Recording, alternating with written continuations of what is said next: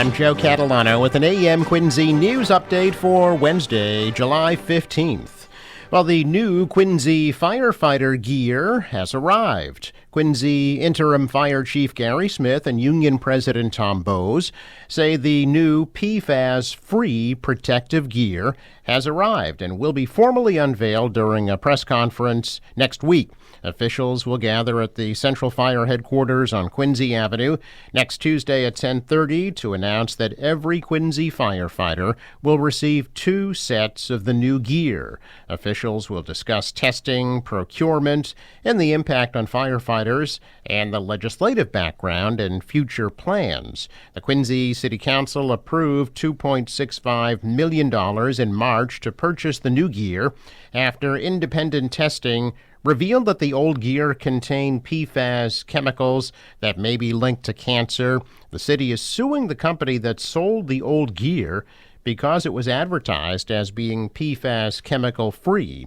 The new gear meets the new guidelines established by the National Fire Protection Association and underwent third-party testing to ensure it is free of PFAS chemicals.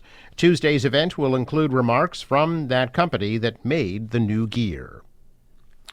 A virtual public meeting will be held tonight regarding a plan to close 2 roads in West Quincy on the weekends this summer to prevent reckless driving. The Department of Conservation and Recreation is planning to close Wapatuck Road and Chickatobit Road in the Blue Hills Reservation to vehicular traffic Friday nights through Sunday nights, July through early September, after residents complained about motorists speeding, drag racing, and causing major disturbances. The roads would remain open for walkers, bikers, and emergency vehicles. The virtual meeting on Zoom will be held tonight from 6 to 7:30. You can email mass.parks@mass.gov or call 617-626-4973 to join the meeting. The Quincy Zoning Board of Appeals has approved a proposal to create 3 apartments in the building that was formerly the Sweeney Funeral Home on Elm Street. Officials last night voted unanimously in favor of the proposal for the 3 2-bedroom units in the existing building, with a total of 6 parking spaces and a new garage off of Miller-Style Road. Board members said they felt the proposal was a good use of the building. However, Ward 2 Councilor Richard Ash sent a letter expressing concern that there was not enough parking for visitors or deliveries. The same developer is also proposing another 5-story, 7-unit apartment building with 16 parking spaces in the funeral home's former parking lot across the street. Firefighters battled a fire early this morning at a home in Randolph. Fire started just after 4 a.m. at the single-family house on Harris Street. Flames could be seen coming from the roof of the home. It is not clear if anyone was injured in that fire. The new MBTA Harbor Loop Ferry connects 4 major destinations across the water, including Lovejoy Wharf at North Station, Central Wharf at the Aquarium, the Seaport at Commonwealth Pier, and Logan Airports. Officials celebrated the new service yesterday. Officials say the goal is to give people another reliable option to get around the city. A one-way fare costs $2.40, the same as a ride on the T. You can also use a commuter rail pass.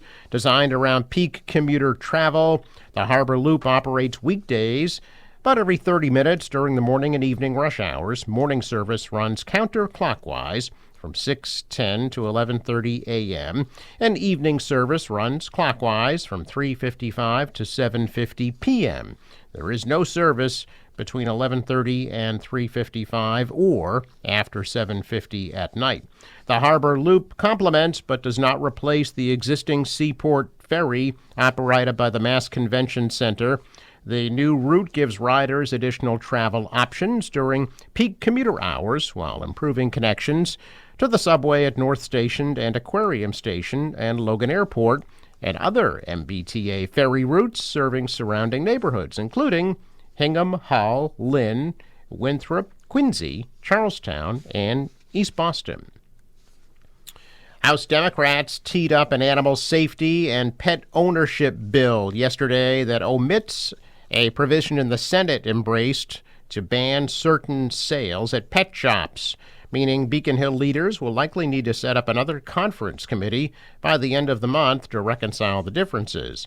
The House today plans to vote on a bill that removes barriers to public housing for pet owners, outlines a civil process for animal neglect complaints, establishes licensure for veterinary technicians, bans product testing on animals when an alternative method exists, expands oversight of dog kennels, regulates pet insurance, and imposes escalating fines on rideshare drivers who fail to accommodate riders with special needs.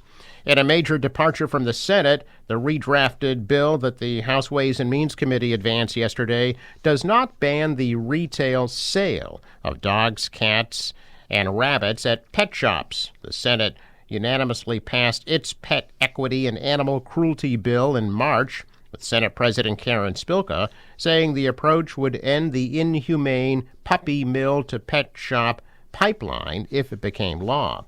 The Retailers Association of Massachusetts opposed that Senate bill, saying that it would put local pet shops at a competitive disadvantage compared to out-of-state sellers and unregulated markets.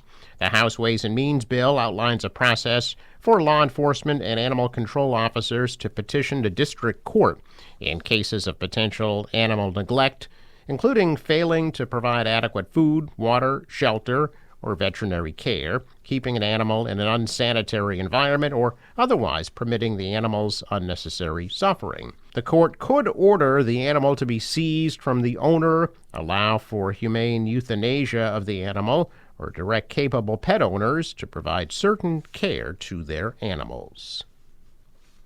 Well, the free Wally Beach Wednesdays concerts continue tonight on Wollaston Beach in Quincy. Tonight, the band Pretty Beat Up will be playing fan favorites on the beach across from the Clam Box. The concerts start at 6 p.m. and are free and open to all. A check of business news. This morning, stocks are higher. The Dow rose 9 points. The Nasdaq's up 233, and the S&P added 28. Asian stocks mostly rose, tracking a rally on Wall Street following a report that showed U.S. inflation was not as bad last month as economists expected. The dollar was down, the euro rose, oil at $79 a barrel. The forecast from the National Weather Service. Heat advisory continues today. Expect a lot of haze from the Canadian wildfires at a high of 90 degrees. Tonight, partly cloudy and a low of 68. Tomorrow, sun and clouds, high of 89. Sunny on Friday, high of 86. And some scattered showers Saturday, high 84. For the boater, waves 2 feet, winds northwest at 10 to 15 with gusts to 20 knots, high tide 12:50 p.m. Sunrise 5:21, sets at 8:18. I'm Joe Catalano with an AM Quincy news update for Wednesday, July 15th.